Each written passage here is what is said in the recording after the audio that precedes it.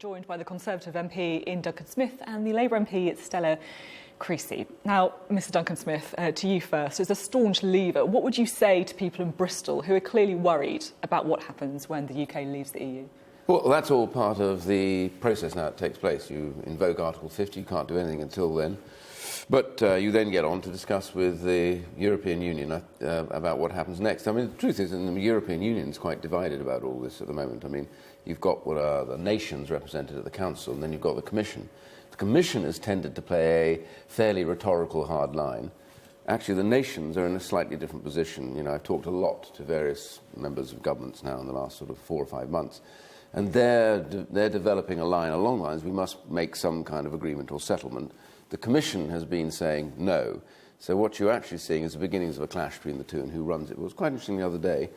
Donald Tusk, who heads up basically the Council, he was both very positive about the future role for the UK, both with regards to the USA and also internally, but also they're now there on the defining terms. So they've put themselves in and they will define the terms, and therefore that is good for us.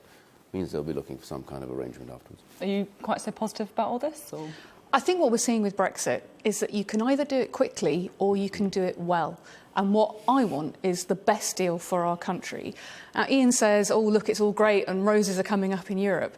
But actually, we know in Europe right now there are lots and lots of difficult issues happening. We know there are elections in France. We know there are elections in Holland. We know there are going to be elections in Germany. One of the concerns I have is the government is so determined to press ahead with Brexit and a hard Brexit that they want to trigger in March, when a lot of these countries that we might want to be negotiating with will have rightly one eye on their domestic political situation rather than both eyes on what the future role for Europe can be. So one of the things a lot of us are trying to say is more haste, less speed. And you, of course, tried to stop the Article 50 process. You voted against it. I mean, even the people I spoke to in Bristol seem to be accepting that we are going to leave the EU. Are you not accepting that?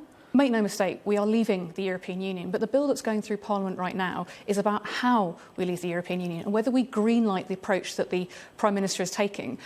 The people in your film are talking rightly about their concerns about red tape, about the fact that we will see a very changed economic position. You know, that man who's trying to trade skateboards. I never thought I'd be arguing with Conservative governments about bringing in more red tape, but that's exactly what their approach is going to do. They're talking about leaving not just a single market, but the customs union and the common commercial policy for a kind of membership that doesn't even exist. And I think that gentleman deserves the honesty and the decency of a proper plan and a proper approach to these negotiations that doesn't put his business at risk in the way this government is doing at the moment. And of course the government's invoked leaving without a deal at all if we don't get a good deal. That would mean huge tariffs on things like cars, clothes. That's bad news. You've got to understand what the World Trade Organization also governs what the European Union does. People think that they're somehow exempt from it. They're not. The World Trade Organization's rules and schedules govern what the EU does. It even governs their arrangements with other nations. So you have a set of rules which we all subscribe to. We're a member of the WTO, so those rules govern maximums that you can do. So they're not where tariffs go. So even if we didn't have an agreement, as it were, at the time, you can have an agreement within the WTO rules that allow you to set... But at the moment, we don't have any tariffs in the single market. Yes, if you're on WTO rules, you'd have but my point is there are 12% tariff on clothes, there are plenty of other countries that operate zero tariff regimes in the WTO. So the key question here is, what is the arrangement? Now, the government has said quite clearly what they want to have, they want to arrange, is to have a proper arrangement based on the idea of free trade between us. After all, that shouldn't be too difficult because we are a member of the European Union, therefore all of our rules and regulations correspond exactly with the European Union. The second part of it is, even under the World Trade Organization can I just stop you there? Because I think... the World Trade Organization rules, you can go to zero tariffs and have free access on the service. Services aren't governed by WTO. Iain, there has to be some honesty here for a man like that businessman, that actually we can't just fall back on World Trade Organization rules, because the World Trade Organization... Iain, let me finish. The rules that we currently have reflect the relationship we have with the European Union.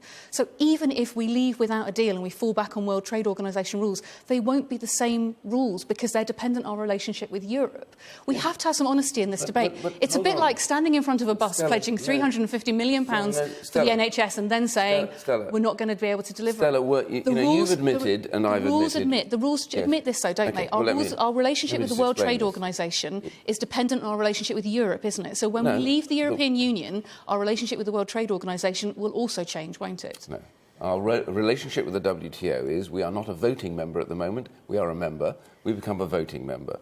And that actually gives Are our us... tariffs for the World Trade Organization dependent on being part of the European Union? No, yes or no? The European Union they deal... Are, Iain. No, the European Union deal is a customs union. Inside that border, you set the same tariffs for external trade. Are our tariffs with the World Trade Organization at the moment dependent on also being part of the European Union? No, we have a deal with the European Union as a member. Right, of the World Trade Organization. But hold on a second. You've said you agree and accept we're leaving. If we're leaving, then that means leaving that organisation. You know, they're not going to want us to stay in the single market because you have to come under European law and you have to accept the common tariffs. We're not going to do that because we want to set trade. So the question we're facing now for the man in that film is giving him some confidence about what he faced. I might have to break up this argument here. I have a sense that you're not going to agree over this particular issue. How about Parliament having a say, or more of a say than it's had already?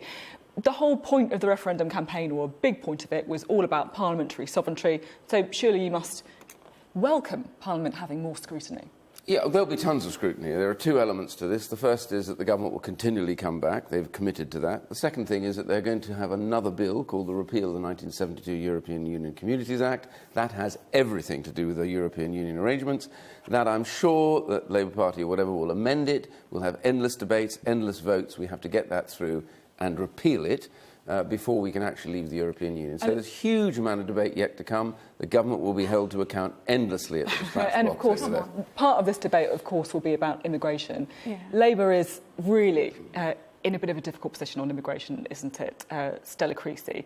Diane Abbott, of course, didn't turn up to that vote on Article 50. Were you disappointed where MPs like yourself had to make a very difficult decision about whether or not to vote for Article 50, not to see her going through one of the voting lobbies? Look, for a lot of us, I mean, the fact that we've only had 5 days allocated for some hugely complicated decisions and some difficult choices for, like I say, the people in your film, I just think is completely unacceptable. I mean, Iain, you had 30 days when you were looking at the Maastricht treaties. 5 days isn't good enough. So each of us had to make a decision about whether the process as well as the purpose of this bill was considered good enough to get that best deal for Britain. Now, I made a decision. I actually frankly think this is bigger than any political party. You know, it is about whether you think we're likely to get the best deal for Britain. I go back to this question again, just some honesty with people. The government's had to be pulled kicking and screaming to getting Parliament into this process. The Prime Minister spent 7 months just saying Brexit means breakfast means breakfast. You know, no wonder that gentleman in Bristol is really, really worried. Same again on this issue about whether it's EU nationals, whether it's about the role of Parliament in the deal, or even, as I say, Iain, you stood in front of those buses saying we'll get £350 million for the NHS. Great. Does that mean you're going to be backing our amendment, amendment number 11? Well, I think about that. My certain point is... So that's not a no, then? Well, you'll back our amendment? I can have a look at it, but my point is simply... That's proper parliamentary scrutiny. But this is up to the government at the end of the day. The money's there. It wouldn't be there if we were still in the European Union, which you guys voted to remain in. You wouldn't even be able to get that money back. So this debate only begins about where you place the money we get back, as to where that goes. Exactly. EU nationals, I've always been in favour of. So great. Does that mean you'll also be backing our amendment? Listen, these amendments are not relevant, really, for one good reason. This bill is solely about one limited purpose. It gives the power to the government to invoke Article 50. After that, you'll have plenty of time. You have the whole of the European Communities Repeal Act, which you can amend to hell, and that will have the debates. There'll be more debates, and the public will get sick and tired of the debates. Let me tell you something about the House of Commons.